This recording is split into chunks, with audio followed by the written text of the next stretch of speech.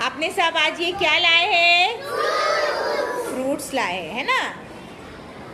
Fruit खाना चाहिए ना हमें रोजाना के खाने में। हाँ, फ्रूट खाने से हम क्या होगा बेटा? हाँ, सेहत बनेगी हमारी, है ना? कौन कौन से फ्रूट्स हैं यहाँ पर दिखाई दे रहे हैं आपको? एक एक बोलेंगे, एक एक बोलेंगे। बोलो।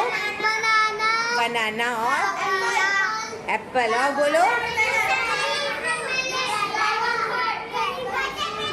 वाटरमेलन, वेरी, स्ट्रॉबेरी, है ना?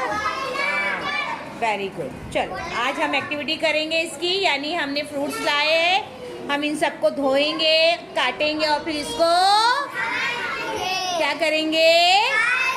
खाएंगे। आ जाओ, देखो यहाँ हमारा पानी भी आ गया है सब फ्रूट्स को धोने के लिए। रखो यहाँ पर।